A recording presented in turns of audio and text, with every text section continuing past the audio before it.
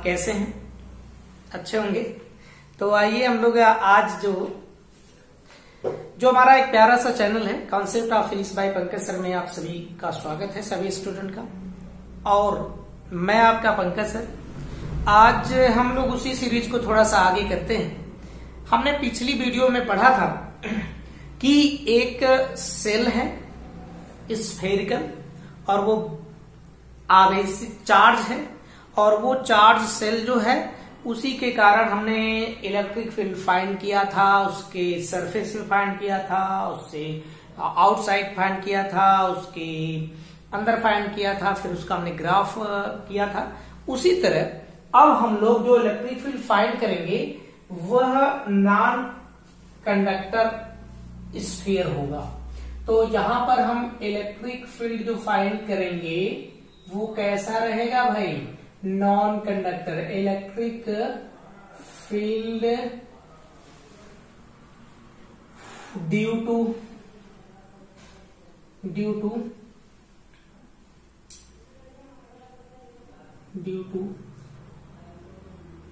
Non conductor, due to the non conductor charged sphere. यानी कि हमको एक पूरी तरह से चार्ज है और ये कैसा चार्ज है? वो नॉन कंडक्टर है। हम जानते हैं कि अगर वो नॉन कंडक्टर है तो चार्ज कहां डिस्ट्रीब्यूट रहेगा? चार्ज डिस्ट्रीब्यूटेड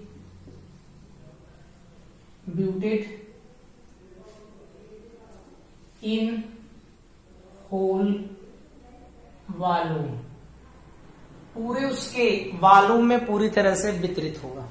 हमें बताना है इलेक्ट्रिक फील्ड, तो जो E है, E एट R डिस्टेंस कहां से भाई?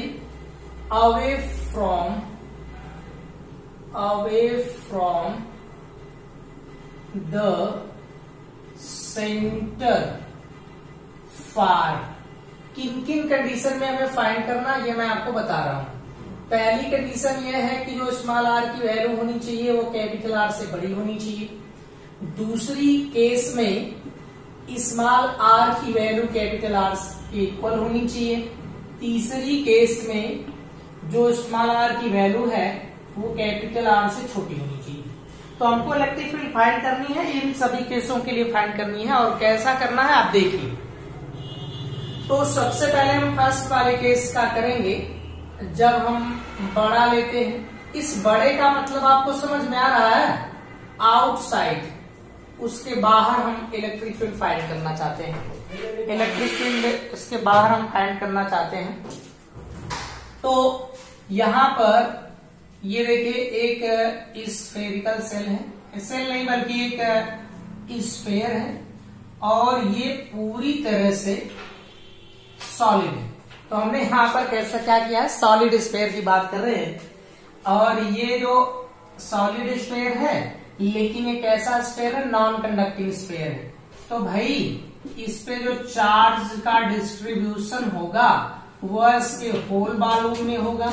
यानी कि आप ऐसा सोचो कि कुछ आदमी हो जिनको हम क्या करें कि एक समुद्र के बीच में एक टीले में ले जाके रख दें, तो वो आदमी तो नहीं जा पाएगा कहीं, जहां है वहीं पड़ा रहेगा। तो लाइक दिस, उसी तरह का ये नॉन कंडक्टर होता है।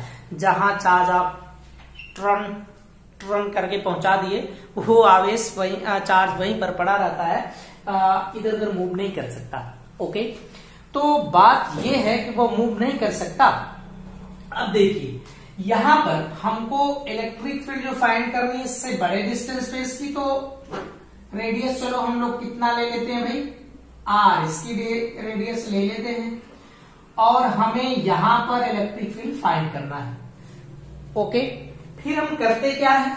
इसमें वही पुरानी बात की हम एक गॉसियन सरफेस कंसीडर करते हैं।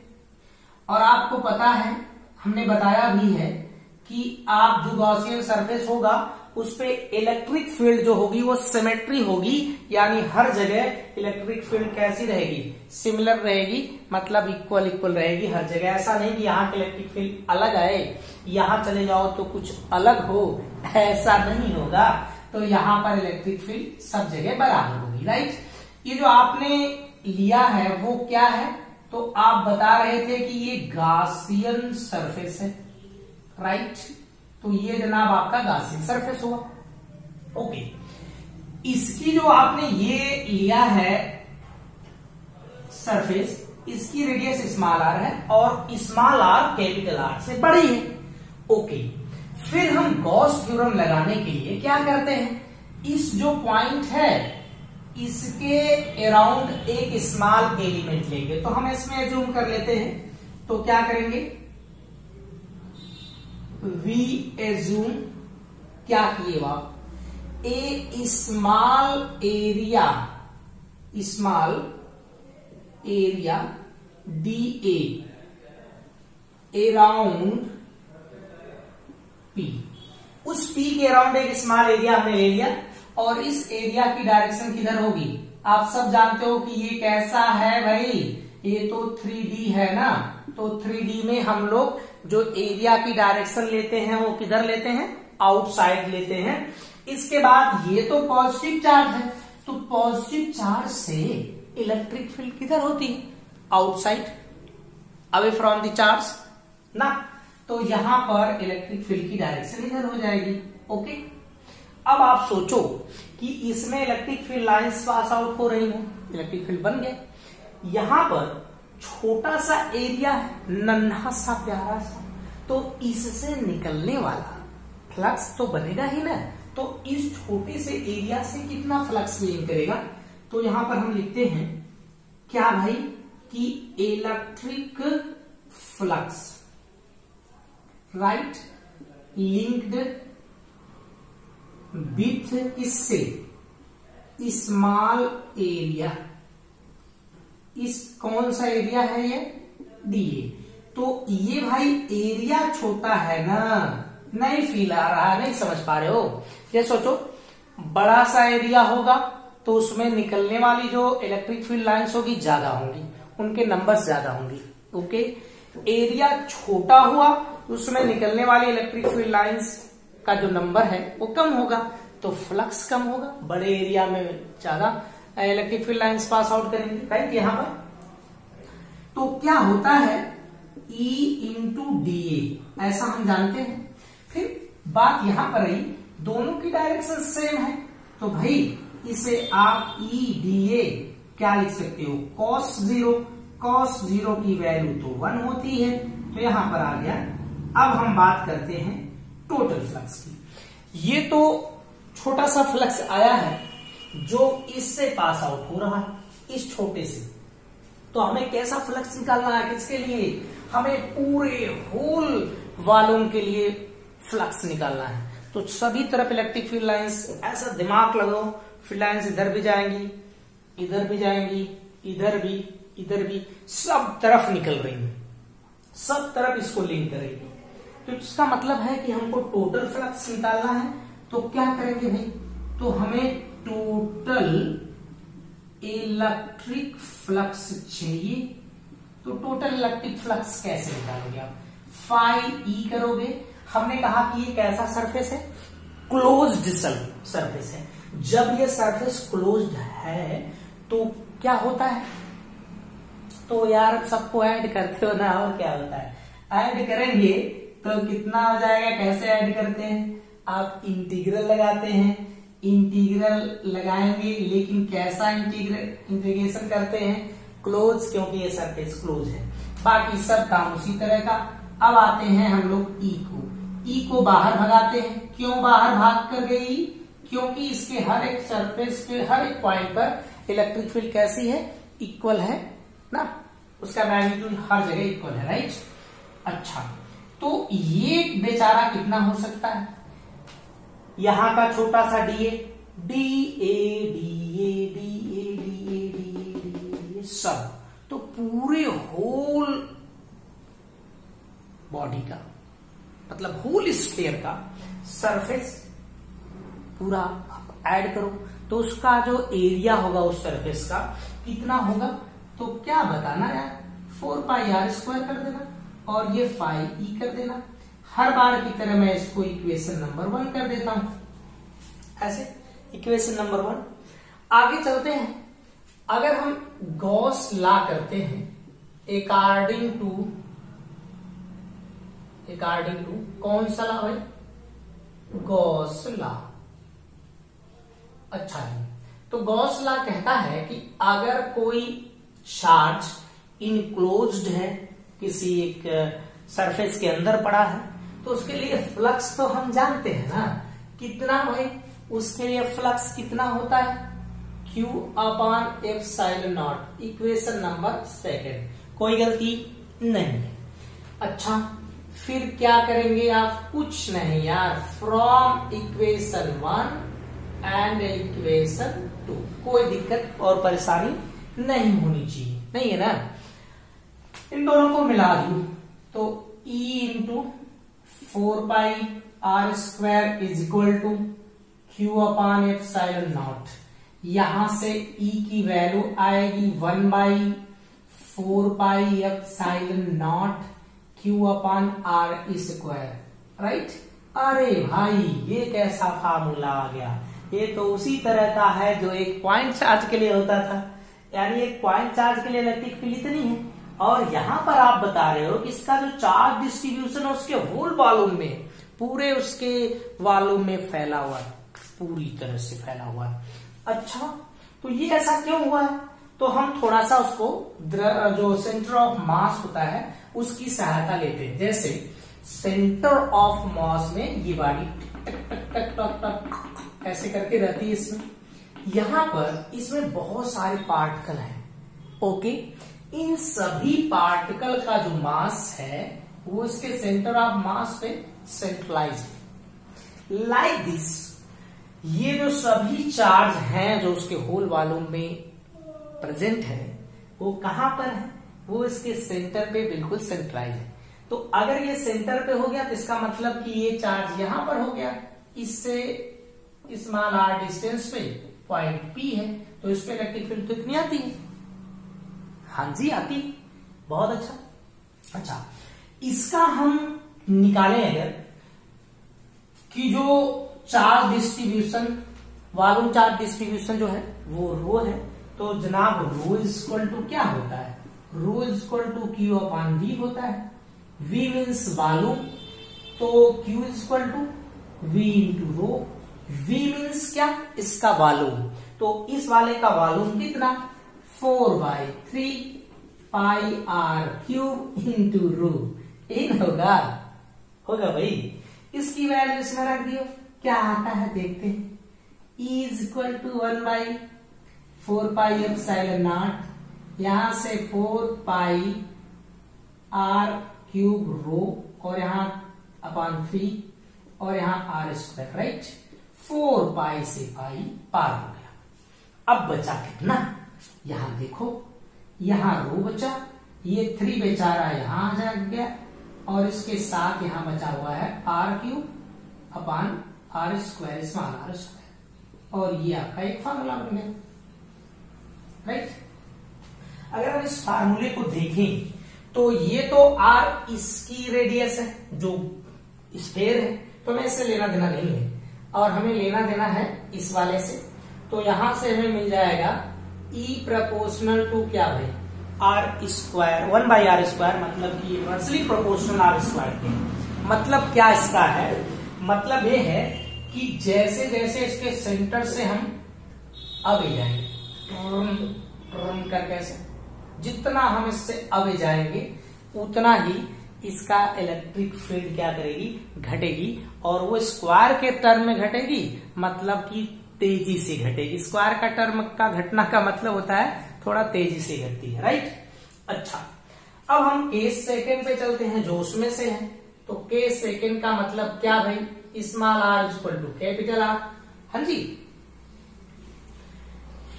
बोलिए, small r is equal to capital R मतलब क्या है, कहां पर है, ऑन द सरफेस की बात हम कर रहे हैं, तो भाई ऑन दी सरफेस। आओ सरफेस की बात कर ले। क्या करना, कुछ करना है नहीं ना, तो E इज इक्वल टू ρ/3 इसकी जगह r3, इसकी जगह कैपिटल R स्क्वायर कर दोगे, ये कैंसिल हो जाएगा, एक पावर 3 पावर में से 2 पावर, यहां से ρ/3 यहां पर बच जाएगा r और ये हो जाएगा E, राइट।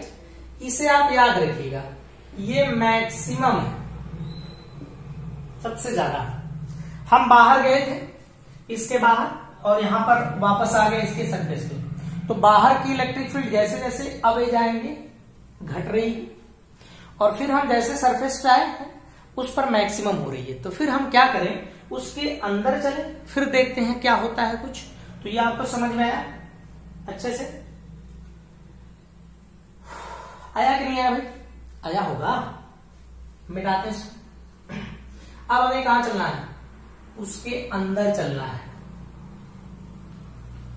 चलो इसके अंदर चलते हैं, इस सबको मिटा देते। अरे तो यहीं तक रहते हैं, देखते हैं। चलो बेटा भी मिटा देते हैं, है ना, ऐसे। तो आइए, इसमें केस जो हमको करना है वो थर्ड है, यानी कि ये अब की बार छोटा होगा ना, अब की बार छोटा होगा। ये कौन? स्मॉल आर जो कैपिटल आर से छोटा होगा। तो कैसा बनेगा यार, सोचो, कैपिटल आर से छोटा निकला, यानी कि हम इसको क्या कर रहे,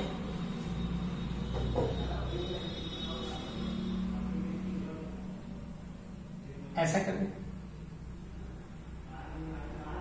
ऐसे।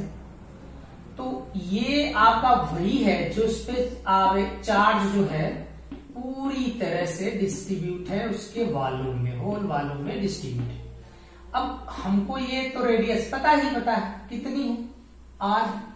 अब हमें उसके अंदर जाना है, तो अंदर हम पहुंच गए यहां पर, ये देख लीजिए आप, देख रहे हो नहीं, ये इसकी डिस्टेंस कितनी है, r, मतलब रेडियस इसकी r है। यहां पर एक छोटा सा आप पार्ट ले लो जैसे पहले लेते थे, ओके। इसकी इलेक्ट्रिक फील्ड की डायरेक्शन बाहर होगी, एरिया की डायरेक्शन भी बाहर होगी, और ये पॉइंट वही वाला है पुराना, चलो P कर देते ना, होगा कि नहीं होगा। बट ये बात है कि अगर इसका होल बॉडी का जो चार्ज है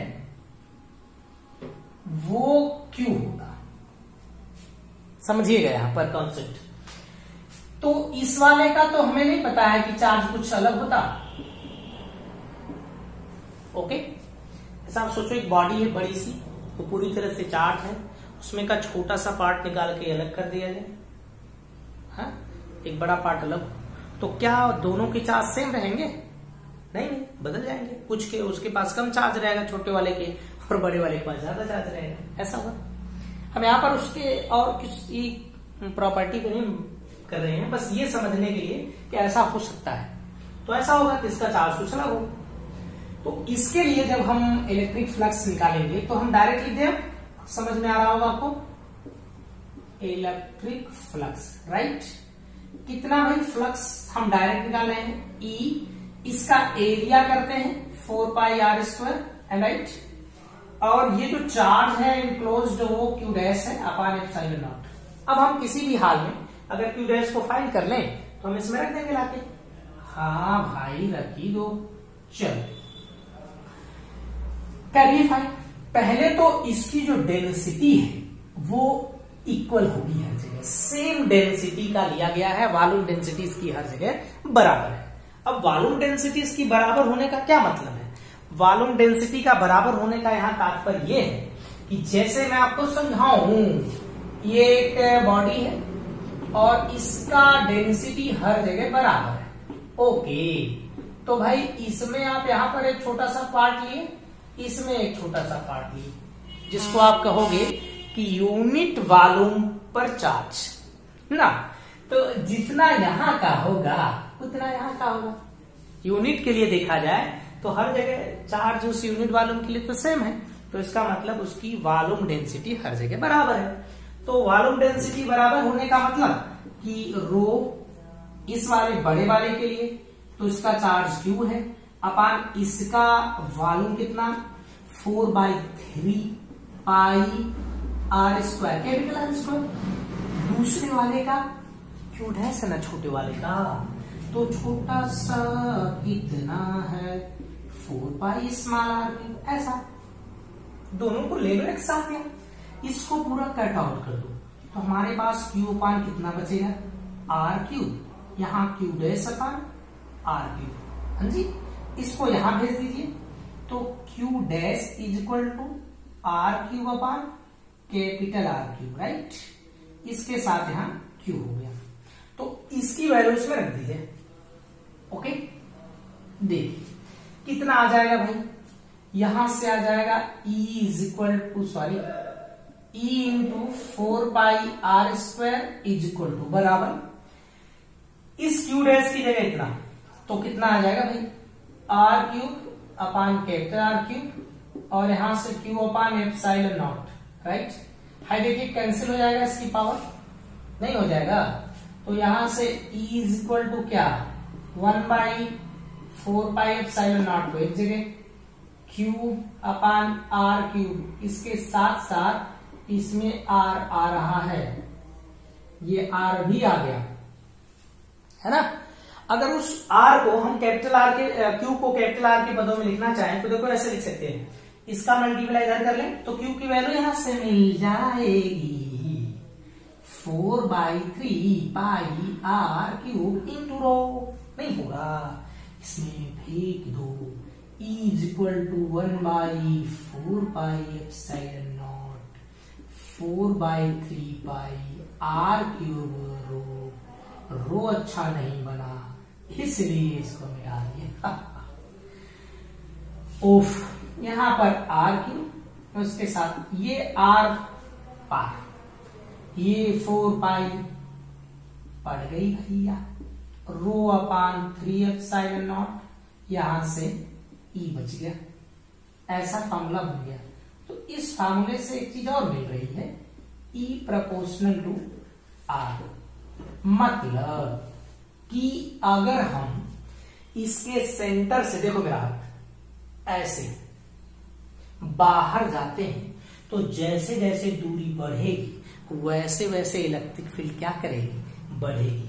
कहां तक बढ़ेगी, ये ऐसे बढ़ते बढ़ते उसके सरकमफ्रेंस पे जब पहुंचेगी तो वहां पर मैक्सिमम हो जाएगा, फिर उसके वहां पर घटने लगेगा।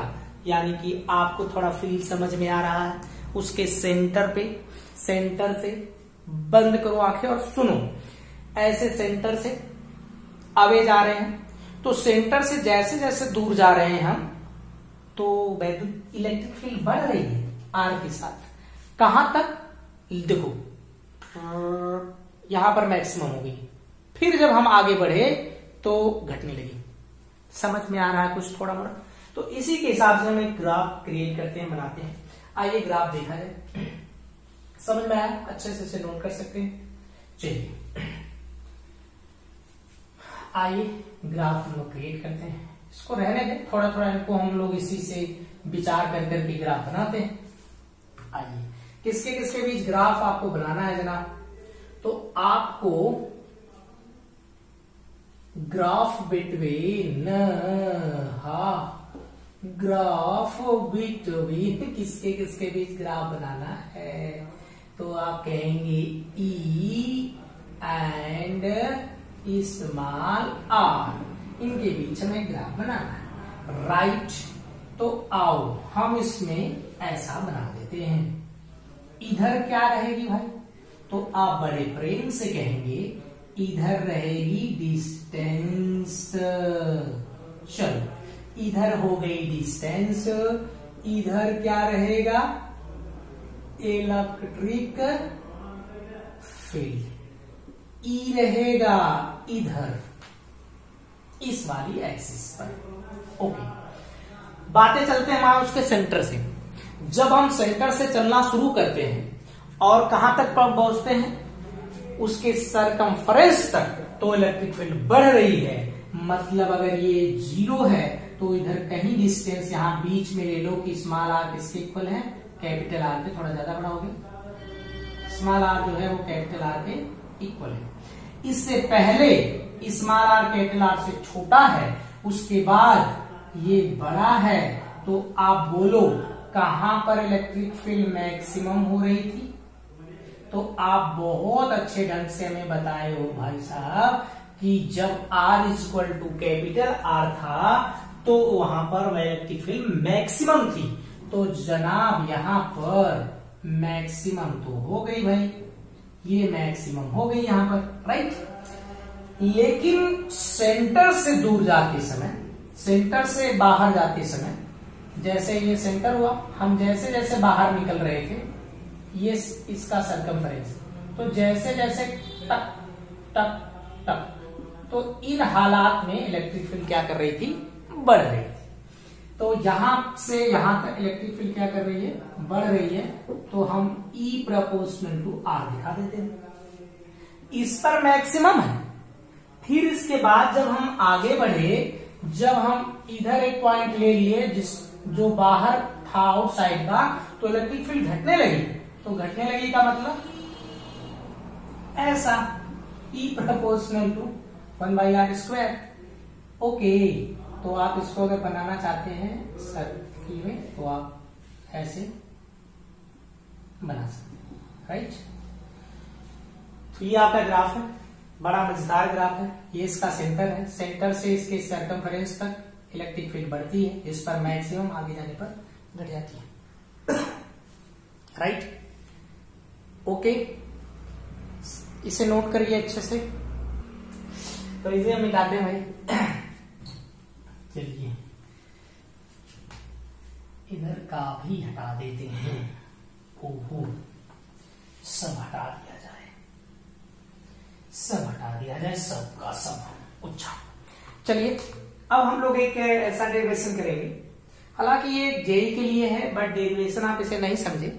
आप ये समझे कि इसी तरह हम निकाल सकते हैं किसी, अगर कहीं पर उसका डेंसिटी इक्वल नहीं होती है, तब हम क्या करेंगे, तो हम यहां पर उसी तरह एक बनाते हैं कि जो इलेक्ट्रिक फील्ड कैसे भाई, ड्यू टू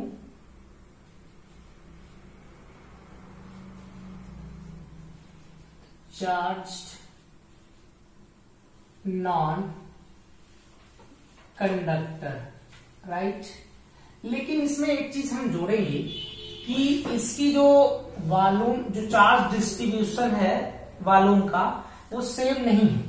मतलब कि इसका जो डेंसिटी है, रो वॉल्यूम डेंसिटी है, वो चेंज होती है, नॉट सेम। मतलब कि हर जगह इक्वल नहीं है, ओके। तब हमें इलेक्ट्रिक फील्ड फाइंड करनी है और उस इलेक्ट्रिक फील्ड के बारे में सोचना है। और ये बेसिकली आपके लिए नहीं, आपके लिए है, और ये जेई के लिए। तो आप इसके कॉन्सेप्ट को क्लियर ढंग से समझिएगा और फिर उसके बाद हम लोग इसका डेरिवेशन करते हैं। डेरिवेशन क्या, वही समझेंगे। तो उससे पहले दो कॉन्सेप्ट मैं आपको समझाता हूं, हम दोनों तरह पर लागू कर सकते हैं। वो दोनों कॉन्सेप्ट क्या है, आप देखिए।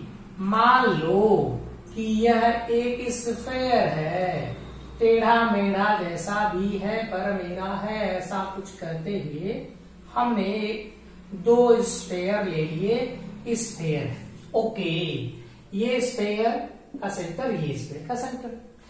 दोनों कंडीशन ये कहती है इस वाले में कि इधर जो चार्ज है वो थोड़ा सा दूर दूर रहे, ओके। जैसे जैसे हम किनारों पे पहुंचते हैं,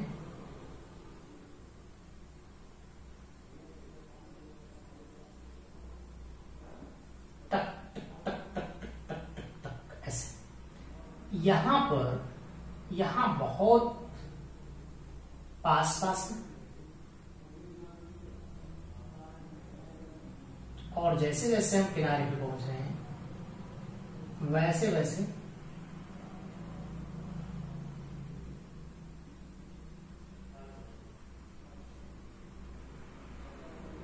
टर्न करके ऐसा हो रहा है। देखो इन दोनों चीजों में आपको समझने की कोशिश करिएगा कि यहां पर जब हम इस सेंटर से दूर जा रहे हैं तो डेंसिटी क्या कर रही है, बढ़ रही है, और यहां जब हम सेंटर से दूर जा रहे हैं तो डेंसिटी घट रही है। ओके, तो इसके लिए हम कर सकते हैं इस वाले के लिए कि जो हमारा रो रहेगा वो आर के साथ बदलेगा। और कैसे बदलेगा भाई, डायरेक्टली प्रोपोर्शनल है। इसका मतलब कि जैसे जैसे हम इससे आगे जाएंगे तो वैसे वैसे इलेक्ट्रिक जो डेंसिटी है वो बढ़ेगी। लेकिन इस वाले के लिए अगर हम इसका कुछ इस तरह का फंक्शन लेते हैं तो रो 0/r हो जाएगा, यहां से 1/r होगा। इसका मतलब इन दोनों में ये अंतर है कि जब हम इसके सेंटर से दूर जाएंगे तो डेंसिटी बढ़ेगी, और जब हम इसके सेंटर से दूर जाएंगे तो डेंसिटी घटेगी। तो दोनों कंडीशन हम इसमें लागू कर सकते हैं। ओके, नहीं कर सकते तो आओ इलेक्ट्रिक फील्ड निकालिए। E एट कहां पर भाई, R डिस्टेंस बोलो अवे फ्रॉम सेंटर। और किन किन हालात में निकालने हैं, तो हम पहला हालात small r less than capital R कर देते हैं। ओके, ये देखिए एक आपका स्फीयर है, इसकी रेडियस कितना है r, इसके अंदर हमको स्मॉल r का क्या लेना है, एक स्फीयर लेना है छोटा सा। और पुरानी बात वही, इसकी इलेक्ट्रिक फील्ड बाहर, इसका एरिया वेक्टर बाहर, क्योंकि यह 3D है, राइट। ये कौन सा सरफेस, वही है गॉसियन सरफेस, राइट। हाँ जी, ओके, आप पूरी बात समझ गए।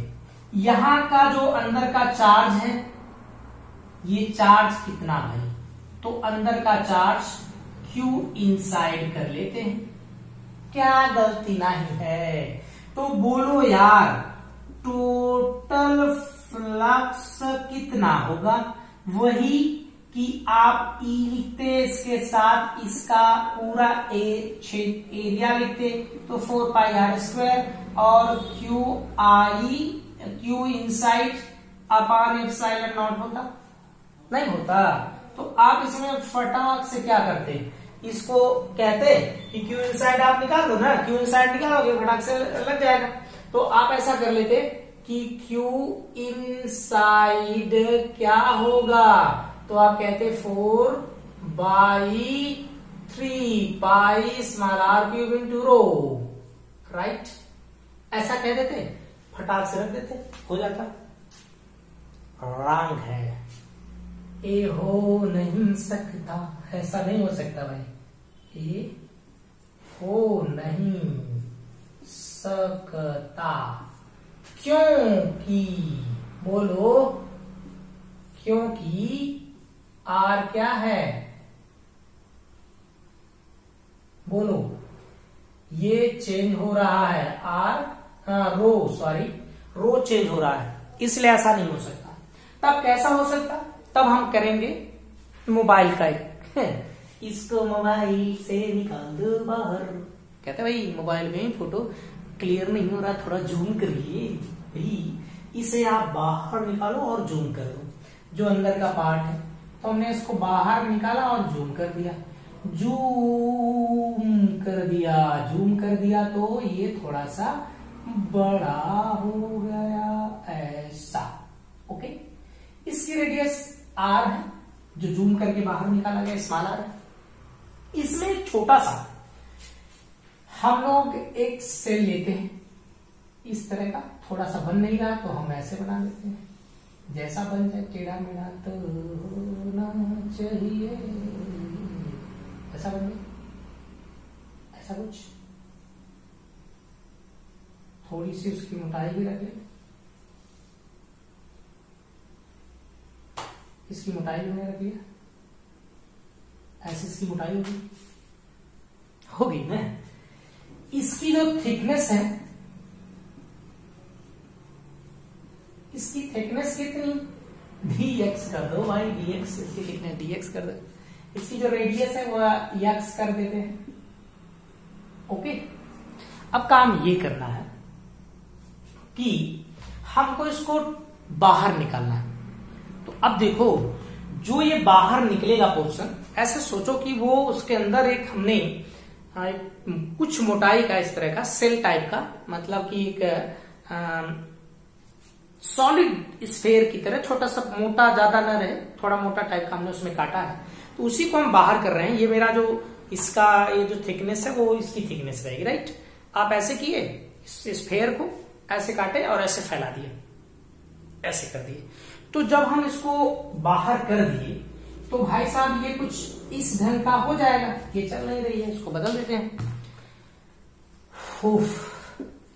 तो यहां पर हमने इसको ऐसे कर दिया, ऐसा कुछ थोड़ा सा पतला कर दिया, ऐसा कर दिया। तो यहां पर इसकी कुछ थिकनेस है, ये देखिए। जो ऊपर का पोर्शन पूरा काटोगे, जो ये वाला है, इसको पूरा आपने ऐसे फैला दिया, तो जाहिर सी बात है उसके एरिया के इक्वल रहेगा।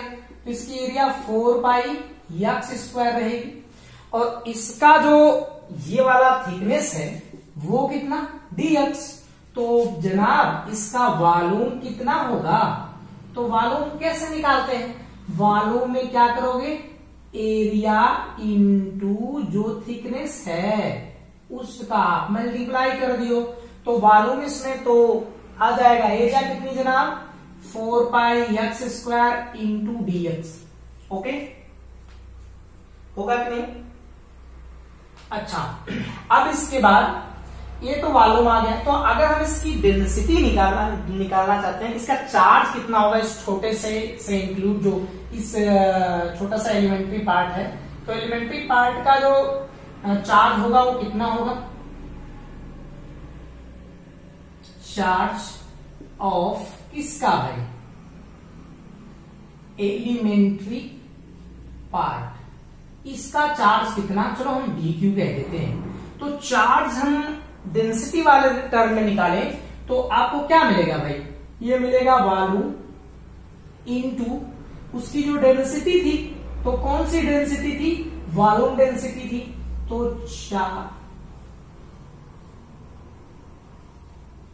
वॉल्यूम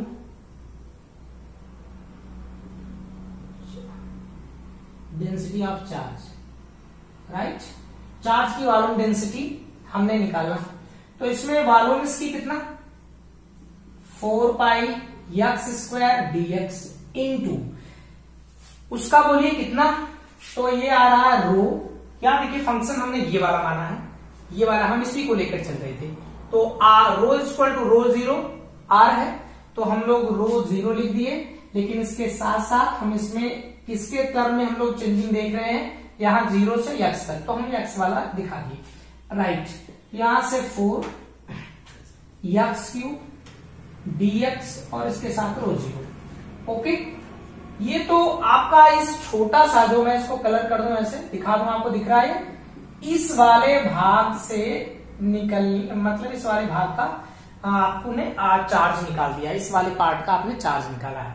ओके, तो हमें क्या चाहिए, हमें तो यहां से लेकर यहां तक का चार्ज चाहिए, जो उसके अंदर एक सेल मानी गई, छोटा सा एक जो पार्ट है, उसकी जो रेडियस है वो स्मॉल r है, तो वहां तक चाहिए। तो टोटल चार्ज, अच्छा जी, हाँ, टोटल चार्ज, इसे हम क्यू नहीं कह दें, Q inside integration D Q को हमने कर दिया।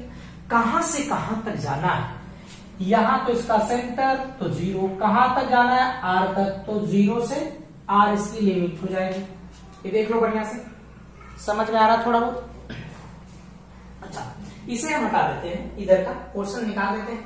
चलिए निकालें इधर का, चलो हटा दिए, राइट,